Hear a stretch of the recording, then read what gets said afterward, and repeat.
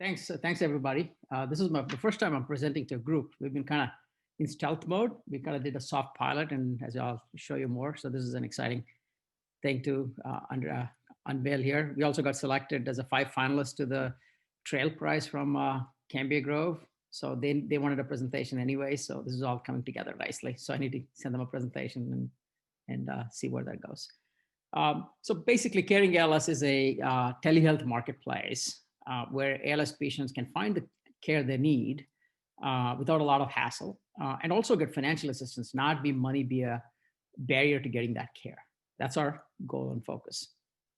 And let me tell you a little bit about ALS. I kind of explained what happened to me, but typically what happens is the disease period is about 3 to 5 years, usually about 4 years.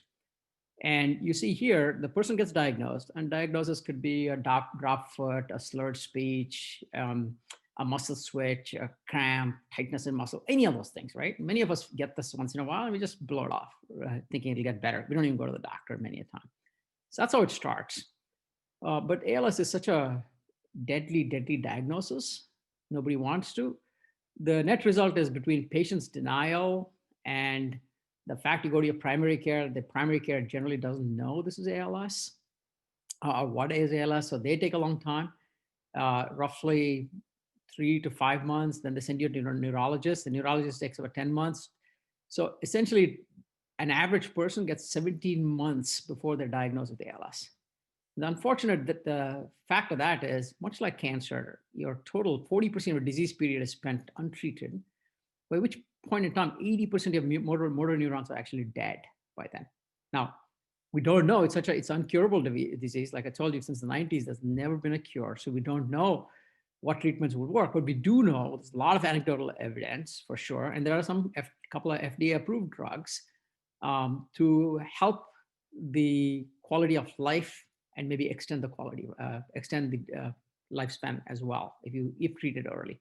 So that typically doesn't happen. So that was problem number one, right? How do you get people into treatment sooner so that most of the motor neurons can be preserved or degrade slowly before they die?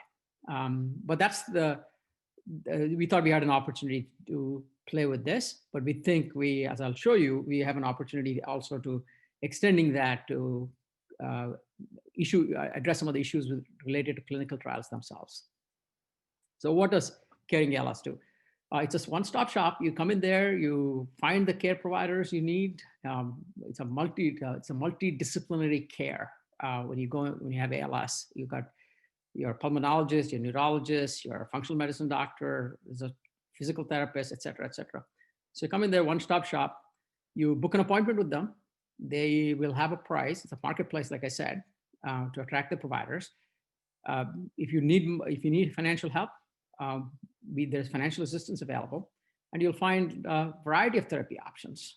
You can pick and choose and create your own care team, just like you went to a hospital, except now it's virtual. So you can pick the best neurologist in Texas and the best pulmonologist in North Carolina, right? It doesn't matter where they are. And create your own personalized treatment plans and become eligible for clinical trials. One thing I did not mention previously is if you're untreated for that long, one of the bad things that happen is you've degraded so much that you're not eligible to clinical trials even. The clinical trial folks want people who are much earlier in the disease process generally. So your options start closing in on you as well. And the best part I think I like about our platform is it's one place you find all of these providers, and it's all of the information about them, what they do, what treatments they have, what success they've had is all consolidated into a single format across all providers. So you can educate yourself very quickly and easily, and convene a meeting with any of these providers through telehealth without leaving your home. As you may know, mobility is an issue with a lot of the people with ALS. So what we are doing is essentially putting the patient right in the middle of it. And the patient is not in the middle of it. Patient is essentially cast aside for the advancement of science or for the insurance billing, healthcare practices, or what have you. So we're going to change that. And we've gotten a lot of attention, and I'll talk to you in a minute what we've done. So essentially, the patient comes in, there's a calendar there, and they can find all of these people, as you see, all these different specialties, and you can select, read, book. That's it. Today it takes, even to get to a neurologist appointment, will take you 3 months. After the primary tells you need to see a neurologist, it'll take you 3 months to get to a neurologist in the first place. So we want to turn this whole thing upside down. So you can, because the calendar is right there for you to book. But another interesting element is you can also book an appointment very similarly with who we call patient navigators. These are people who have deep experience of ALS. Either they were former ALS patients themselves or ALS patients themselves, or caregivers to ALS patients. Maybe somebody in their family members has passed away, but they're still committed. They want to help out and they have deep knowledge about ALS, what happens, etc. Because with ALS, what happens is it's like multiple sclerosis. If you know that happens over 20, 30, 40 years. This happens over 2 to 3 years. So patients kind of go from crisis to crisis. There's no time to plan. One day you can't move, another day something else happens. So they need a lot more guidance and a community. So we're bringing a community of patient navigators with their calendars you can book. And usually all of this will be mostly free, right? But we're not dictating it has to be free, but it could be free. And the third constituents we bring is the clinical trial, which is all the researchers at top tier institutions. So we're not talking about, some witch doctor type of cure. These are real clinical institutions who have a problem as well, which we're solving. So we'll give them access to meet the clinical researchers. Now, clinical researchers, you can't book yourself, obviously, with the calendar. You need to be referred through. So we'll get you that process. So if we do this to a patient, we've kind of changed the dynamics and the paradigm and how ALS is cared for. And I believe this is true for pretty much every other rare disease in the country and maybe other diseases as well. So how does it work? So they come to the site, they find a service, they select the service, they need financial assistance. Simply like a checkout screen with e-commerce that we're all used to shopping on Amazon, except instead of paying with your credit card, or maybe the other interesting aspect is in this scenario, a lot of the providers do not accept insurance for other reasons we won't delve into here. So you can essentially crowdfund it. We'll bring sponsors to it. You can bring your friends and family to pitch in. And the beauty of it is every dollar everybody pitches in for you goes directly to pay for that particular treatment that you're booking right now. Unlike a GoFundMe or any other crowdfunding things, because you collect the money, the donor doesn't know what the proceeds or the use of the proceeds are going to be. And then you schedule a visit to with your healthcare provider. So it's as simple as that. For the financing piece of it, essentially, the money can come from 4 different sources. One is I'll start with the obvious one. There are a lot of folks who passed away from ALS and they've donated their money for the benefit of others who come after them. So there are all these memorialized donations. Corporate sponsors, we're beginning to talk to all the corporate companies to fund the care in a very organized manner. Third is the patient's own personal resources, insurance, etc. And the last component is friends and family. So each of these folks can contribute $10 to $50 to $100, whatever they want on each bill basis. So that's the bit of a paradigm shift in how financing happens as well.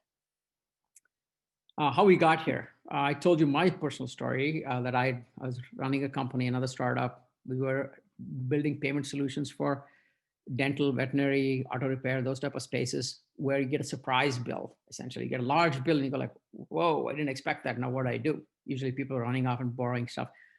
So we're building some solutions to make it easier to raise financing for this care. But we went from I got a tooth extraction that I need to pay for to medical bills, essentially. We built Peter passed away in August of 2019, and we had, my company was already generating about $100,000 in revenue, which is a good start, very good start for a software startup company based on licensing fees. We discovered the model because I knew this industry from before. And sometime in 2020, as the COVID crisis hit, a lot of the small businesses also started to slow down a little bit. We decided full on go in and bring a telehealth element and marry it to all the payment solutions we had built and focus on ALS. That's what we're doing. And we've been in that validation phase. We did a soft pilot literally with one provider to see how it works. And we said, okay, there are 5 slots available to this provider who wants to take it. And we've sorted out all the 5 slots. And those patients are just loving the provider. I sent one testimonial to Jacqueline recently as well. And our goal is by the next 6 months, 3 to 6 months, we'll start enrolling providers. Most of our providers are referred by other ALS patients. So in November 1st, we'll have about 100 providers on our site. but not everybody will have a calendar booking. We need to integrate with the calendars. So I'm planning sometime in Q1 of next year, we'll have hundreds of providers who will have their calendars, and we'll already have done thousands of bookings, and thousands of donors have paid for those bookings, essentially. And the second element of the phase two we'll have just started is figuring out how to get these folks, along with their data, more easily into clinical trials as well. So that's the future. I don't look beyond this just because I'm from the startup world where everything needs to run in months and weeks, right? You live or die within short periods of time. But it also happens to fit the tempo of the urgency of the need of this specific disease. I don't have the luxury of 9 months or 12 months. So I don't pretty much do any weekends or night outs or any of that stuff. This is it. And what's our vision actually? Our vision is a little bit broader than what I just said. If we win this, that's all we'll focus on right now. If we win the caring component of it, if we provide enough value, then we get the benefit and opportunity to play a bit of a larger role, which is essentially increase the number of clinical trials. Today, there are about 90 clinical trials people can enroll into. We think we can do 300 to 500 clinical trials by removing some bottlenecks. We think we can make that happen. If we don't play, this won't happen. Which means what happens? Then you get earlier diagnosis. That's a target. Delayed progression. We can identify what the rate of progression is.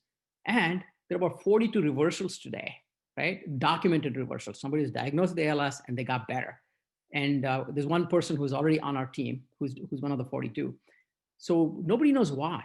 So we think we want to, at least my personal goal is to cause more reversals and document more reversals on our platform through the use of our system. So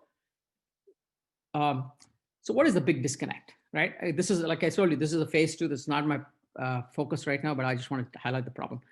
Problem is we work with people at MIT, Google Euphonia, that's a group that's doing research on ALS as well, John Hopkins, et cetera, UT Austin. They complain all the time, don't have enough patients, because they have inclusion-exclusion criteria for all of those things. And patients say, they're desperate, right? So they wake up one day, they've been diagnosed with the ALS thing, they're searching in some small town Kansas. What do? You just send email, and none of those things get returned. So they feel rejection over rejection, essentially. So there's a complete disconnect. Patients can't get in, these guys can't get enough of qualified patients for trial. This is something that we will address, because when we surround the patient with all these different types of care, we get access to all the data with the permission of the patient. Remember, the patient's in the middle. We're not taking any data out. And most patients in ALS don't care, honestly. That's it. Take my data. Just get me to the cure, right? Data is not the most important thing for them. So we're going to build a very smooth, deep way of getting all the data. Data is dynamic. Every day, the patient may be making notes saying, I feel weak today, not weak today. That's a personal note. To a doctor making notes, to diagnostic. Maybe you got an MRI done or X-ray done, or you got some blood biomarkers sourced. All of that data will be available in real time to the clinical trial folks. It could be anybody. It's not just, I don't believe the MITs and the Googles and John Hopkins, UCSF, these are all good names to have. I don't believe personally the answer will come from them. And we work with them, Mass General, Harvard. The airplane, right? In 1903, when the Wright brothers were screwing around on their bicycle shop, there were big academic universities, aerodynamics, mechanical engineering. People knew a lot more than these guys did. But eventually flight started at a small bicycle shop. So our goal is there are a lot of researchers. We are in that era now, a golden era of AI, where if you have data, the value is not in the algorithms that find out why something happens or the cause and the patterns. The value is in the data. So if we bring the data available, we'll get a lot of researchers, a lot of postdocs, researchers, qualified people. I'm not saying, some witch doctors will get access to this data. Really qualified people who don't have to actually belong to these big institutions, structured institutions, to actually use this data to go find their own application. So I think we'll do that. If we do that well, we'll go from 90 trials today to over 300 trials in another 3 years. What that means is we'll have faster diagnosis, better prognosis, and we'll actually start identifying patterns if somebody improved or did not improve as they go through all this experimentation, different treatments and drugs, to see what's working, what's not working, and get that out. So today it's all competitive between these large institutions to find cures. I think we're going to change the dynamics of that. Who's the team? So it's not just me. That's my sister. So I jumped in to join her. Like I told you, she's an entrepreneur, just like I am, and both from the technology world. We both have masters in computer science, very similar backgrounds. So we're leading the way. And she's actually built a lot of bridges with all the top tier research institutions, et cetera. I've been more focused on the product and the technology side, but we both have data and AI experience. And since we've hired hundreds of people in the Valley here, I'm in Silicon Valley, over the years, we've hired hundreds of people into very high-tech companies. So we know smart people who can now come from the computation world into this world and help the biologists actually go faster because that's not their turf to do some of the stuff that needs to be done. A lot of the folks, we have a great volunteer team, highly dedicated. All of these people have either lost somebody through to ALS. And McFinn is one of the folks who's actually reversed ALS. So he's part of our thing. If you go to everythingals.com, this team conducts a webinar every 2 weeks. You can attend them every 2 weeks, every other Wednesday. From the top tier researchers come in, and it's very highly attended, by the way. I think this will become the premier place where anybody with ALS gets in. And we've got a large team, not just this, we've got about 20, 25 students actually, all from USC, pre-med students, medical students who are actually assisting us as well. We're actually running a clinical trial by ourselves. My sister started at IRB. She's doing a clinical trial, and nobody believed somebody with her background could do a clinical trial. And within, I think 4 months, we're doing a clinical trial, working, again, we're sending all the data to MIT and all these different institutions. And everyone is professors at the top institutions said, this is mind-blowing. We've never seen it be done like this. We've never seen it be done in 3 months, because it takes them years to plan and budget and recruit and all that. We're using a whole bunch of volunteers to talk to patients, get them to sign forms and collect their voice samples. And we're looking at the voice samples and sending it to AI, machine learning algorithms with all these big institutions to see if the voice has information to tell you how you're progressing with the disease as well. So anyway, so we've got some examples of a couple of things we're doing. I'm focused mostly at this point on the caring side, the providers, all of that, and phase 2, I'll turn my attention to data. Now, how do you make money? I get this question a lot. I told Jacqueline, when people say this, I usually point out, I'm not doing it for the goodness of my heart. I just want that out of the way very quickly. I think we spend billions. This is a $4 trillion healthcare economy we have in the US. Cambria Grove just came out with a report which shows 900 billion of that is wasted. 900 billion, right? That's the economy of large countries. So it's not like there isn't enough money. It's just misspent or gets into the system we don't want to get into. Now, with the rare diseases population, there are about 30 million people with rare diseases in the United States. And ALS is just one of them. It's a tough one, but there are a lot of these other ones. By definition, this means there's no cure for these diseases. So I think this whole model will work across the board. So if you took my model of booking patients, let's say, and the yellow things are all just assumptions. If you make those assumptions, the black numbers fall out. So if you assume that you're going to book 2,000 bookings a month at an average booking of $300, and let's say 75% of that is paid by donors, not by patient, 25% by patients. So if we charge a 5% platform fee only on the money that's paid by the donors, not by patients or insurance, then it ends up being $11.25 a booking, right? Which is, so there's some model. I'm suggesting this is not, because when I talk to NIH and all these agencies, they're worried that they can't commercialize this thing. I said, guys, I know how to commercialize this thing. That's not an issue. First, we need to prove value. And then we'll have to figure out where that money comes from, because we'll subtract out some of the inefficiencies that already exist in the marketplace. I think some of that should flow into something that's much more efficient. And so that's the story. Wonderful. This fascinating.